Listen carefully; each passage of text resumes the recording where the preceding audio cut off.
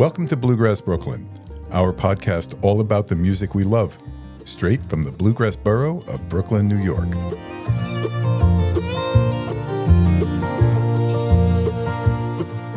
It seems you're riding high, got another bite on your line. Every time I turn around. Season 5, Episode 9. Welcome to this episode of Bluegrass Brooklyn podcast. I'm Mike Wilner. And I'm Liz Wolfe. Today, Liz sits with Amanda Cook, who's not only a nationally known recording and performing artist, but is president of Mountain Fever Records. So they get to talk about a very broad range of topics. Quite an interesting interview, Liz. Yeah, she really impressed me, specifically talking about how she is making it work between her being a band leader and being not just the president of, but the owner of Mountain Fever Records. Plus, Mike and I had a great conversation about situations that will bust a jam. And they're ones you've probably encountered and then some. Yeah, and then some. So other than that, what do you got going on, Mike? So hyper-locally, the Gowanus Dredgers Boathouse Jam, which we all know and love, has reopened on Wednesday nights from 6 to 8:30. If you want to have a great time and pick with a bunch of really great musicians, head on down there. Bluegrass by the Bridge Jam, which was usually on Wednesday night, is shifting now to being the first and third Saturdays. Starting in May, Bluegrass by the Bridge will be on first and third Saturdays. And also getting all packed up for Dewey Balfour Cajun and Creole Heritage Week in Eunice, Louisiana, which is just a stone's throw from Arnouville. I'm going to meet some great fiddlers and some great players and work on my Cajun two-step and everything like that. Liz, what about you? Well, I've got my Wernick Method Jam Camp coming up, starting this weekend. And I know a few people have said that they can't attend that weekend. Just to let you know, I'm doing another one in Warwick that is a sleepover camp, Wernick Method Jam Camp, September 25th through 27th. Yeah, that's a great event. In addition, every year when the weather gets warmer, we have our first Riverside Park Jam. We are going to start being outside now on Sunday afternoons. So go to bluegrassjamsnearme.com/Liz and Ron so that you can see the schedule and find out when you can come jam with us. And don't forget to follow us at Bluegrass Brooklyn, Brooklyn spelled BKLYN on Instagram, Facebook, TikTok. Please like and subscribe to the podcast. And if you have any comments, questions, or just want to say hi, drop an email to mike@bluegrassbrooklyn.com. We promise we'll respond. Liz, anything else? No, let's get to the interview. All right, let's roll. I wish life wasn't at sometimes like the ones I see, where everybody's happy. Well, hello and welcome to Amanda Cook. She is the leader of the Amanda Cook Band and the owner, president, and everything girl, as she said, of Mountain Fever Records. So welcome, Amanda. Hey, thanks for having me. So just a quick backstory. I met Amanda when I was participating in the Leadership Bluegrass class from IBMA. And Amanda came in to be on a panel to talk about, it was the artists panel, right? Ways that you can support artists. Right. And that is where I learned that she not only is a fabulous musician, but she's also running Mountain Fever Records. We're going to hear all about that, of course. But to start out with, Amanda, I know you just mentioned to me you've got a new album coming out that's happening in October. Why don't you tell us a little bit about that to get started? Yeah, so last year, late in the fall, we started releasing new music from this record, and I still do some of the old school touring and old school release processes with my record. So we're going to be out all summer with pre-sale copy on the ground, promoting the new record, Love Through Time, when it drops in October. Yeah. And where do you plan to tour? Oh, we're from Georgia to Wisconsin to Arkansas to Tennessee to Florida, and we're all over the place this summer. And where is Mountain Fever based? So we're based in Southwest Virginia. I am in Fancy Gap, Virginia, right on the North Carolina line. And is that where you're from, that area too, or is that a transplant move? That I'm a transplant to Virginia. I was born and raised in the Pensacola, Florida area. Now, I know bluegrass extends its reach all over the world, Mhm. but Florida's not really known for its bluegrass. So, how Yeah. did you come into the bluegrass genre as a musician? So my dad is a banjo picker. He ran and helped maintain the Northwest Florida Bluegrass Association. And that's where I really got my feet wet in a band with him. But of course, growing up with it, I mean, daddy's played the banjo since I was around. And so it's always been a part of my life, going and toting after him at bluegrass festivals and pickings and things. And then when I was in my early 20s, got into a band with him and started regional touring and just learning the ropes of what it's like to be in a band and run a band. So that definitely was my training wheels. Yeah. You hear so much about family bands and bluegrass. It sounds like you got into that a little later than Yeah. you weren't a 12-year-old. So, what had you say, you know what, let me make this more of a thing? Well, I was really involved in music all through middle school, high school. I was in band. And so music was a huge part of my life. But I guess it just took me a little bit longer to get the bluegrass bug. And I once I figured out that, hey, this is something that I really enjoy, I think it wasn't really cool in school. It's the lack of community of young bluegrass pickers. There was nobody my age that was really picking. And so it wasn't until I got older that I really thought, oh man, I really enjoy this. And then it was this instant community. And Caroline and I, our families, my banjo player, Caroline and I, our families were really close. And I always admired her playing. So it worked that she was just a couple hours from me. And so when I was playing in the band with my dad, her and I connected. And then I had a younger crowd to hang out with in those early years of the High Cotton Band. And then it just turned into a fire. Once I really started playing, I played with Dad about 5 years. At the end of my tenure in that band, I was playing upright bass, and I was getting the bug to really want to make my own sound and really do things a little different. Not that Dad didn't let me do things, it just he's very traditional, and I knew that I was more into the Lonesome River Band, and I was more into that style bluegrass. As much as I love the traditional, I just wanted to break into a little bit more contemporary and just got fired up for it. So, You bring up a really good point, which is how can we have more young people participate in bluegrass if there's no contemporaries for them to do mhm. that? Do you have any thoughts about that?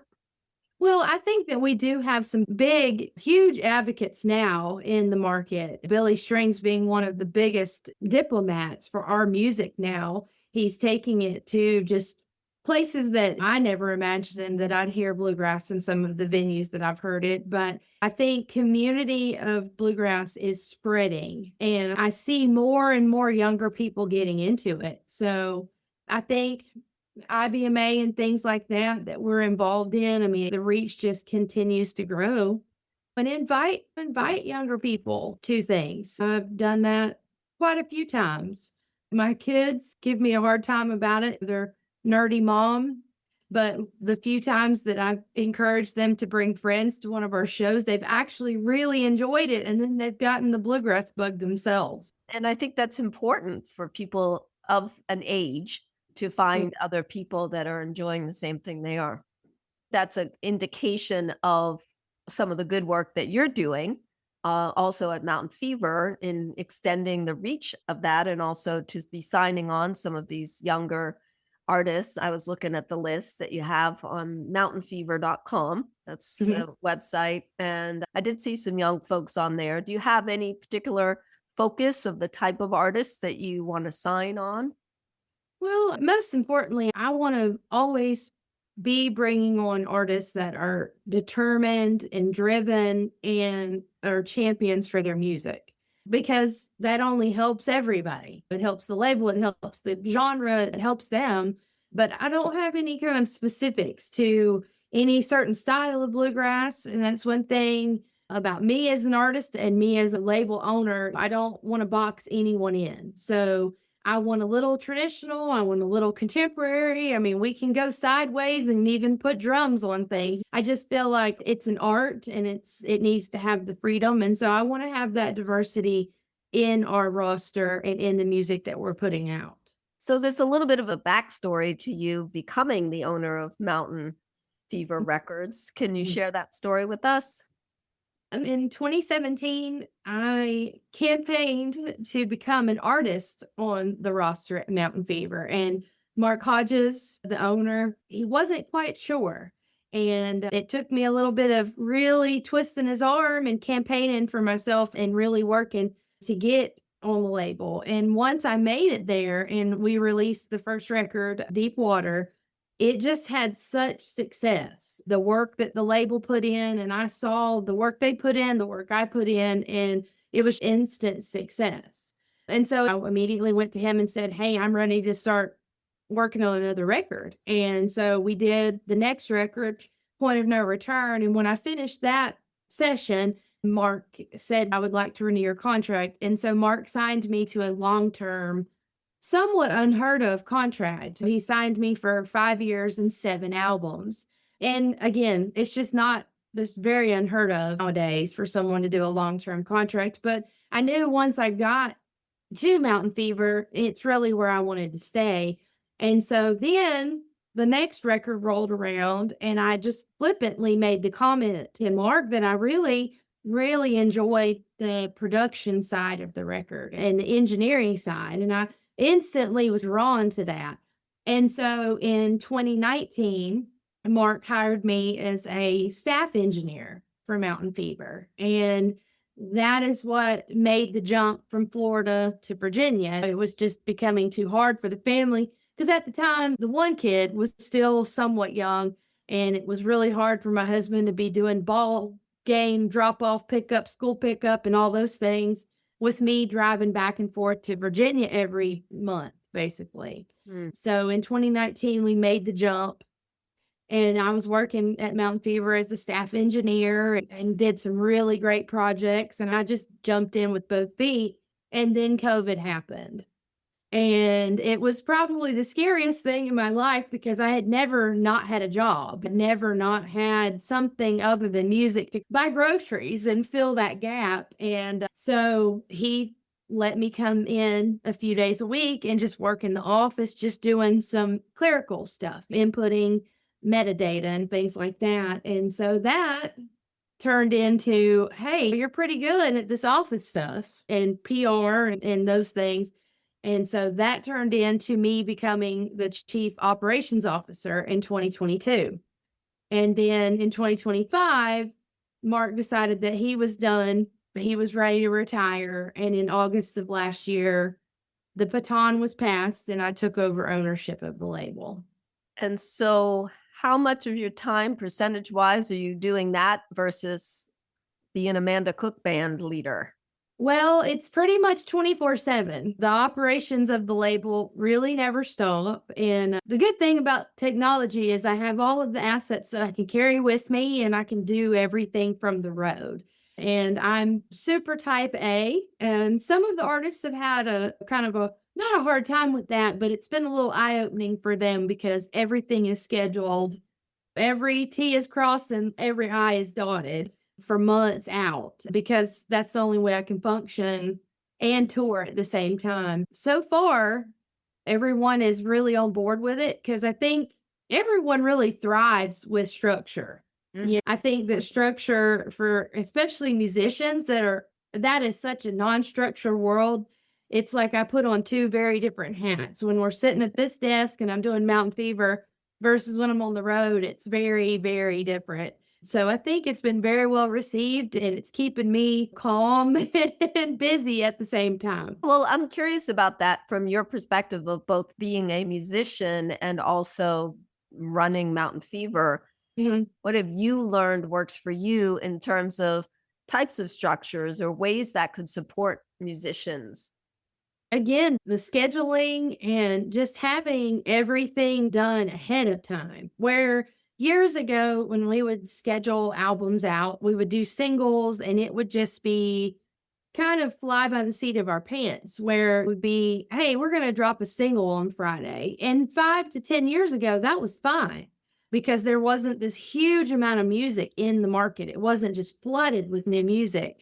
And so now the campaign strategies and things that I'm using, and I use myself as a guinea pig that first go round with Restless Soul in 2024. Before I even took the ownership in that role of COO, I was using myself as an artist, as a guinea pig to test these theories with these campaigns and having the assets and having everything set up really, really structured, and then really having a plan way ahead versus rolling things as it comes along. So that's one thing that I learned in this role leading up to where I'm at today, just planning ahead and being really thoughtful about what you want to do with your music. And I think the artists are really digging that now. Like they're really getting into it and they're really buying into that plan, and then they're seeing results. So that's what gets me the most excited is when I see these bands that are really working hard and their work is rewarded and the music is all good. I mean, obviously they wouldn't be here if I didn't think their music was good, but the music is working well for them. Yeah, I mean, isn't that why somebody would want to be signed on to a record label so that they could get that kind of support? So it sounds like you're really bringing a lot of other skills in that, yeah, otherwise it's haphazard, essentially. Right. Yeah. Right. And I'm really passionate about the music, number one. And I think that's the advantage of being an artist first. It's probably strange to some people to think that an artist on a label is also owning the label or working behind the scenes. But I think that's what gives not an edge. That sounds a little bit pretentious, but it gives me more of a vision of where I want to take things because I have that artist sense of things and I'm passionate about the music and seeing everyone succeed, and not just our label, just across the genre. I'm very collaborative and I enjoy working with the other labels and the other artists on the other labels. So it's more for me a team just across the genre. So I took a look at the photos of all the artists that you have on there, and unsurprisingly, there's a few women, but Yeah. not a lot of Yeah. them. Yeah. Yeah, so I wonder if you have any thoughts about that. Yes, I've got a couple in works. There's not as many girls. There's really not as many girls as there are guys. And definitely I'm not opposed to adding more women onto this roster with us. I mean, for the longest time I was the only girl, but I'm looking and I've got a couple in the works. I'll just say that. Is that an intention that you have for the label to find more qualified women Yes, artists? Yeah. absolutely. Absolutely. I've got bucket list artists that I'd love to have come onto the label, but that's a delicate balance. And I don't like the idea of stealing someone from another label either. I don't think that's cool. So you just see how things progress. But yeah, for sure, I'd love to have more girls on the lineup. So what do you think it is? Why there are so few available women? I mean, honestly, I think that women already have, and I may be diving too deep into this, but I think that women have so many responsibilities in life already that it is harder for a mom and a wife and all these roles that women play to even try to maintain a home life and run a band full time. And I can say that because I've done it, and it Yeah. is very, very hard. So that might be one reason why there's not as many women out there running the roads and trying to lead bands. But for sure, it's not something that can't be done. Yeah. And I'm also just thinking about ways, even like we were talking about with the youth before, Yeah. take it one step Right. further, which is to say, how can we encourage more young women to rise up? I mean, when Caroline and I started the band in 2014, we would go to jams, we would go to festivals, and most of the time we'd be the only girls there. And for certain, when I was playing in my dad's band, there was a lot of festivals that I went to and jams that I went to with him, and I was the only girl there. I feel like it's changing though. I feel a shift. I do see a shift. I mean, I've got 3 or 4 girls that I can think of right off the top of my head. Lydia Hamby coming out of ETSU, and she just had a single come out. There's a lot of girls in that ETSU Bluegrass program that are rolling out of there. That's always where my hopes lie. I'm definitely seeing a change as well. And you could just go to the youth academies at any of these camps, Gray Fox or any of the youth academies, and you'll see it's at least 50% Yeah.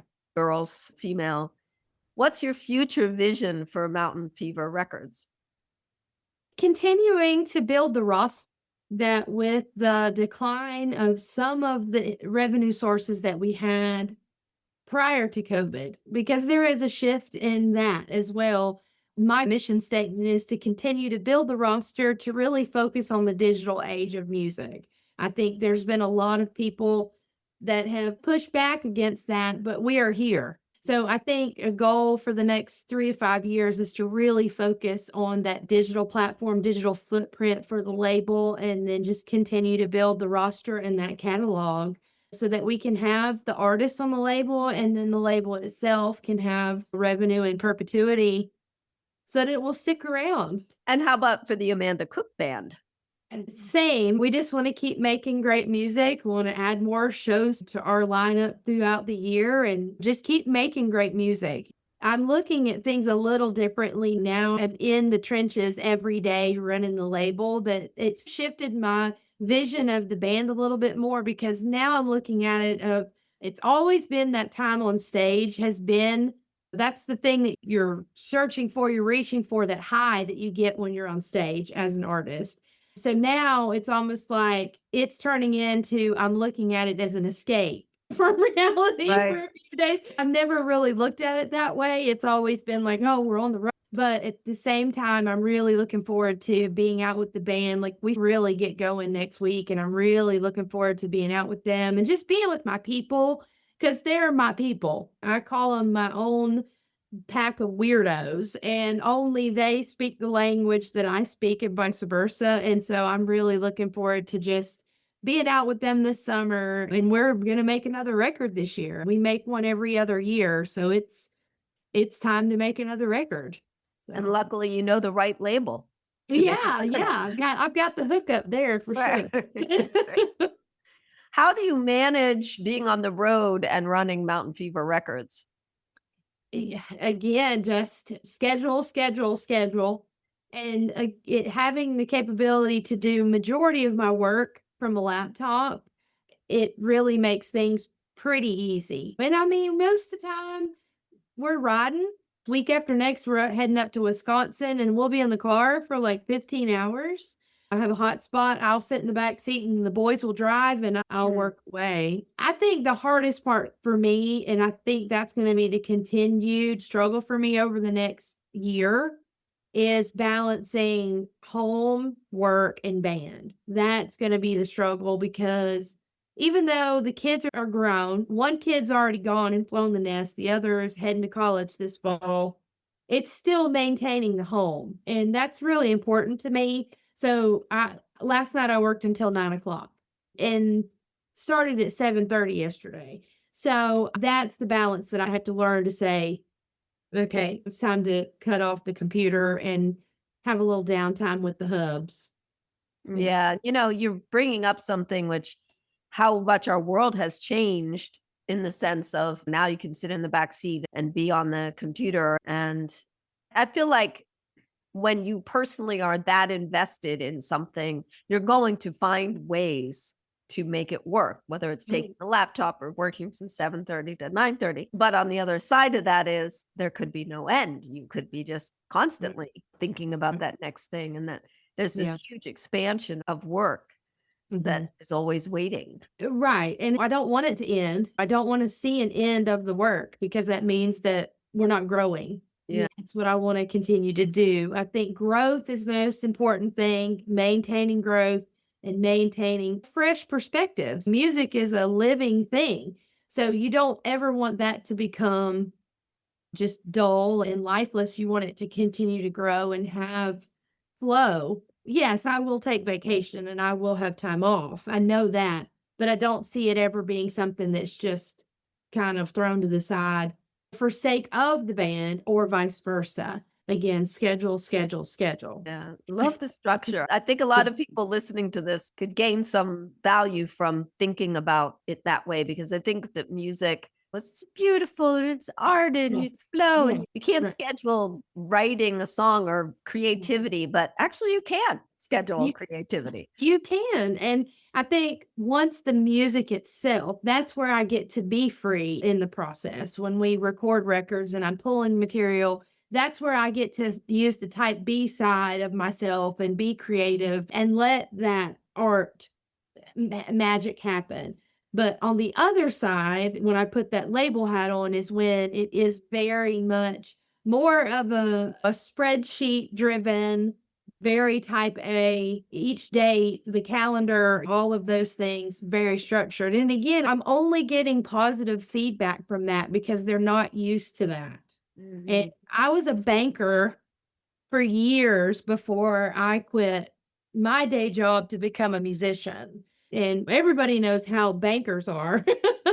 That is the thing that I think lives on in me from my previous life is that structure. And it's worked really well in this role. Well, changing gears for a minute, you are a beautiful singer. I enjoyed listening to you when I watched your videos and listened to you sing. So, being a singer myself and always wanting to encourage people to sing more, I'm curious if you have a perspective on the part where people will say, I don't sing or I can't sing. Well, anyone can sing, really. But it's just like any other musical instrument, it takes practice. Hmm. If you listen to early recordings of any artist across the board, you hear improvement in their vocal ability through the years. And age does play into that a little bit, but it is mostly just practice and using the instrument that God gave you, really. And do you have any practice tips or routines that you do? I mean, I sing in the car. I think if you're a singer and you want to be a singer, just sing all the time. Sing in the shower. People joke about that, but it's true. I mean, it drives my husband and my kids crazy because I don't even realize that I'm doing it. I'm in the kitchen, I'm cooking, I'm just humming or singing something. There's always some kind of noise. I think it's part of just loving the music. So find something that you really love and just sing it. I've heard so many times people tell me that they were told that they can't sing or they were Mm, told not to sing. mm. I know, isn't that the saddest thing? That's super sad and just not a really supportive way to be with someone. I know, At what all. business is it of theirs? You know Right, what I'm saying? right. Like, Yeah.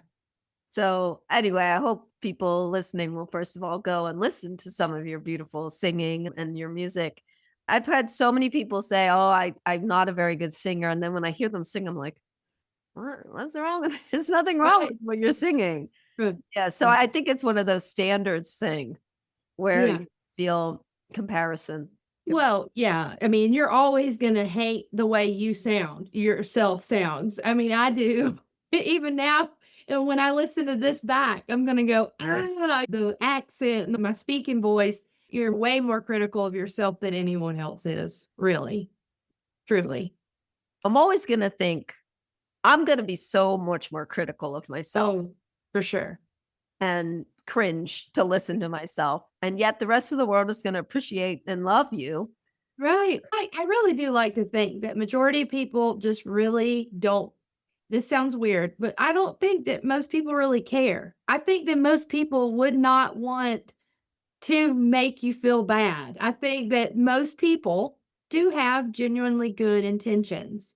And so although it may not be their cup of tea, and I've always tried to think of releasing my music that way. It's certainly not my dad's cup of tea. He's proud of me, but it's not music that he would just listen to. Like, yes, he has listened, and yes, he has supported, and yes, he was at the Opry when we debuted, all those things. But he listens to Flat and Scruggs. He listens to Jim and Jesse. He likes that style of bluegrass. So I think, yeah, you're not always everybody's cup of tea, but also I don't think everybody's out to make you feel bad. So what do you have to lose? Yeah, I always like to say nobody's laying awake at night thinking about you. They're laying awake at night thinking about themselves. No. I mean, really. I mean, I'm not saying I haven't gotten some really nasty comments before. That has happened, but I think that's coming from them too. Like they're projecting their feelings about themselves onto you when they do things like that. So, especially in the bluegrass world, I think it's mostly genuinely everyone really supports one another, and especially at a jam. Well, this has been a really interesting and wide-ranging conversation. Yeah. Thank you for your perspective. Absolutely. Number one, I think we'll all be looking forward to getting a chance to see you out touring. And I also highly recommend that people look up Mountain Fever Records and look up the artists that you have on there, because it looked like some pretty amazing folks in there. Yeah. And the band is easy to find, amandacookbluegrass.com. So you can find out where the band's going to be and maybe you'll see a show. Well, thank you so much for taking this time to have this conversation. Wishing you much success in all your endeavors. And again, for everybody to look up amandacookbluegrass.com or mountainfeverrecords.com and see what you got going on. Thank you so much for having me. It's been wonderful. Odd one out. None of us fit in, but do you really want to anyway? I guess it might be nice. Welcome to another segment of Jam Talk. Liz and I were talking about in the past how the jam song leader can bust a jam. Liz, like we had a whole list, right? So many ways that you could stand up to sing a song and not just bust a jam, but then walk away feeling like that wasn't very much fun. There's other ways that jams get busted besides the song leader doing something like calling a song with 7 chords and that kind of thing. So we wanted to talk about that a little bit. So Liz, first one I wanted to talk about was the gatekeeper. I get up, I say, I'm going to call Doing My Time, and I start singing it, and the guy, wait, stop. Earl Scruggs didn't do it that way. You're leaving out measures. You got the wrong rhythm. Try again. We can get people in the jam who insist on being the gatekeeper. They have the vision of what that genre should sound like, and when people aren't in line with their vision, they're willing to interrupt the jam, and they're willing to disrupt the jam. And that busts a jam, but good, especially if you're a beginner, right, Liz? You know, can you imagine being a beginner in the middle of that? Yeah. I call that jam-splaining. Uh, That's when people think they know and want to make sure that you know. And we actually had almost a couple of guys come to fisticuffs at one of our jams once over Shady Grove. oh boy. It kind of gave me a bad taste in my mouth for that song whenever anybody wants to call it, because there's so many different versions of songs and you get to choose how you want it to be. Another way jam-splaining slows it down is after the song is over, somebody gives you the whole history of the song. So definitely interrupting somebody when they're in the middle of doing their song is not kosher. That is a good way to bust a jam. Right. Yeah, the jam is a collaborative experience, not a performance. We're all here just to play and enjoy the music. And if somebody took the time to learn and play something that particular way, it's going to occupy 3 to 5 minutes of jam time. And if you want to make a friendly suggestion or offer some advice offline, is fine. But it's collaborative. Keep the ball rolling. Keep it an experience that everybody can enjoy. And speaking of that, let me move on to another jam busting experience I had. This typically happens in festivals and camps. And, you know, it's 11 o'clock at night and you sort of sift yourself out, right, Liz? You kind of find your level, the people you like playing with, the songs they're playing you like. And by that time of day or night, you've kind of found your tribe a little bit. And in walks 3 or 4 or 5 people. Oh, good. People joining the jam. They sit down and they call, super fast, hyper speed version of some song which nobody else has heard of except them, and they just start playing at 10 miles a minute speed Nobody knows the song and nobody can keep up. They're having a great time, but everybody else in the jam is just sort of sitting there staring. And of course, now the next one calls one and the next one calls one. So it's sort of that takeover thing where I think it's not being conscious or respectful of the collaborative communal effort. What do you do in that situation, Liz? Well, that's a really great question. First of all, for people to be aware that if you're joining a jam, you want to find out what is the vibe of the jam before you start to take over the jam. That's for one thing, for sure. And especially if you end up somehow almost outnumbering the people that are already there. This is when people talk about standing in the outer circle first. Right. You really want to be conscious of what's happening.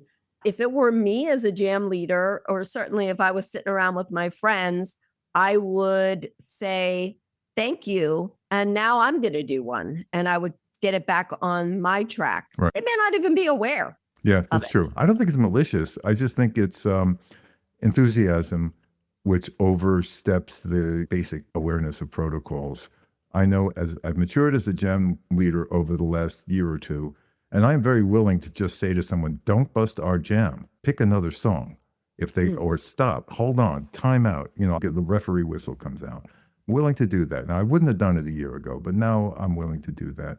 The other thing is also the other side, which is that if there's a fast jam going on and then you walk in with your I'll Fly Away or the circle or, you know, a literal funeral dirge, that's also a lot of times people be accommodating to some degree. But again, you just want to know what the vibe is before you come in to take over. Yeah. When you say be aware of the vibe, I'm conscious that a good jam does establish a vibe. Yeah, we're here. We want to sing harmony together.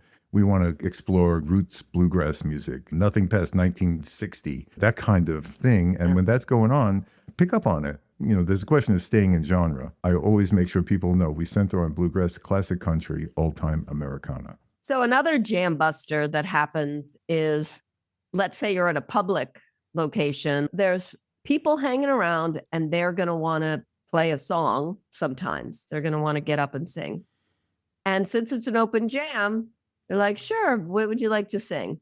And invariably, it's going to be something like Wagon Wheel. Yep. Or, as has happened to us at the Cowgirl Seahorse, some Indian folk song. Yeah. That, of course, nobody knew and nobody had to play. And it was just somebody that got up to sing. And, you know, those moments can be both magical and mystifying because everybody loves to sing Wagon Wheel, except, you know, nobody wants to call it because everybody hates it. But once you start playing it, you know, it really depends on the person that steps up. And it was cool that night that that person sang that Indian folk song because it really shared the experience. On the other hand, musically, it stopped the flow of the jam and nobody knew it. So we really struggled through it. Yeah. I think that becomes incumbent on the jam leader to keep the balance of letting those guys or gals come up and sing their, you know, South Asian folk music. But also we don't want musicians saying, oh, screw this, I'm leaving, or putting down their instruments and wandering off and so on. Another aspect of that is sometimes, since these are often bars, the people doing that may be a little bit tipsy. And that means, you know, that adds another dimension that has to be handled by the jam leader. Yeah, that's another way in which the jam can get busted is over participation by audience members who come and sort of sing or clap really loud. I don't know why clapping bothers me so much, but, you know, suddenly they're clapping very loudly right there next to the microphone or something. And I'm grateful that people are having a good time. Right. Again, this conversation is about how a jam can get busted. And one overarching theme to jams getting busted is when the energy lags. Yeah. When the energy shifts or changes, then it can get busted. Yep. And I really like that image that either the energy gets shifted, that people get discouraged. And I always think about, what if I was a first timer, somebody finally coaxed me into the jam circle? What am I doing as a jam leader to make them understand this is an exceptional experience? It sometimes happens, but it's usually very inclusive and fun. And once in a while we hit these unusual situations, we laugh about them, we move on, and we have a story to tell. What about that time when you walk into one of these places and the volume level is incredibly high? Yeah, I mean, we've seen that again at these public venues. I've been in a few jams where the audience, you're at a bar, and so the audience isn't there to watch you. They're there to drink and talk with their friends. Right. And potentially even there's an event. And so the downside to that, especially as a singer with unamplified, is you really have to shout to be heard. Yeah. And that's not good for your voice. And it's really not very effective. These are all acoustic instruments. Is there anything you can be done about that? I mean, I literally have been known to say, shh, or I'll say, okay, I want attention now. Everybody look at me kind of thing, to just try to get the people on that outer edge, at least, to be conscious.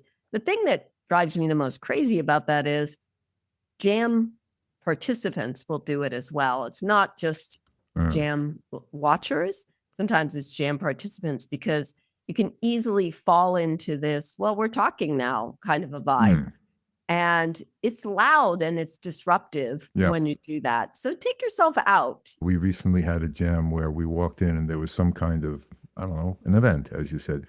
It was so loud, you stand 3 feet away from people and you'd have to shout at the top of your lungs to be heard. So one thing is, sure, how do you get heard? But I felt another aspect was the jammers would stand around looking at each other like, what do we do? I could sense discouragement.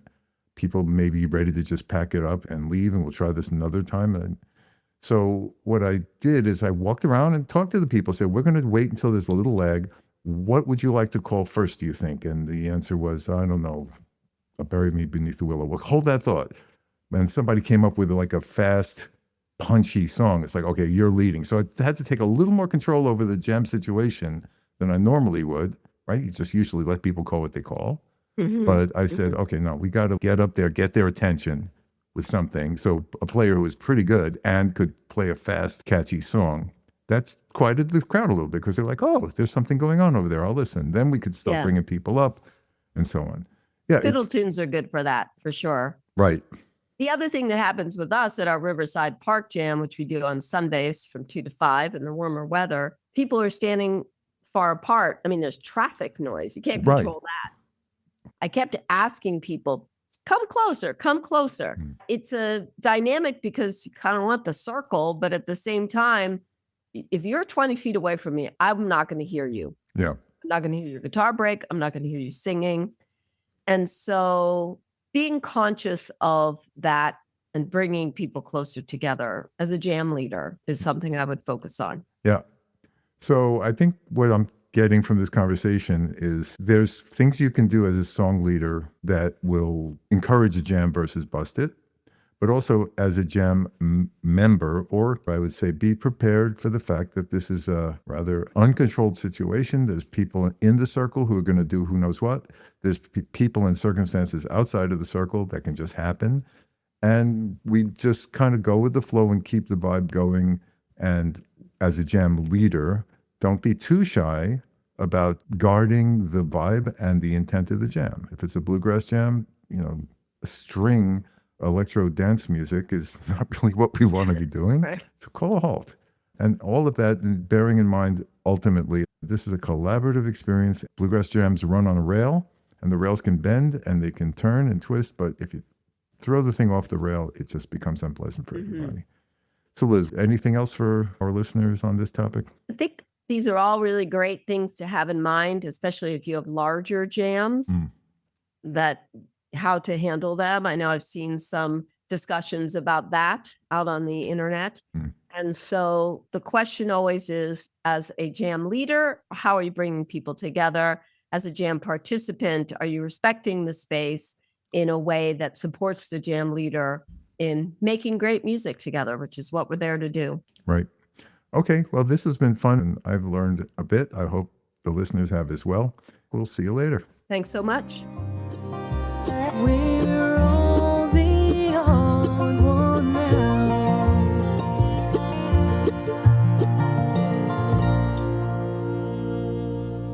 really enjoyed interviewing Amanda and learned a lot from her. I think her points about schedule, and the structure she imposed, it's really interesting to me how having that has really helped Mountain Fever Records and by extension, then the artists. Yeah, it's really quite impressive that she can take that on and keep all her other roles in life going.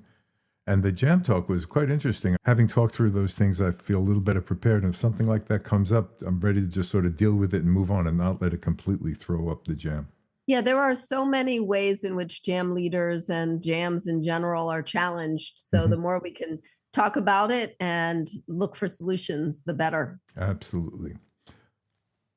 So thank you for listening. And please don't forget to follow us at Bluegrass Brooklyn. Brooklyn is spelled BKLYN. We're on all the social media platforms. Make sure that you like, follow, and subscribe to our podcast. Absolutely. So is that it, Liz? That's it. Thanks so much for listening. And we look forward to seeing you around the jam circle.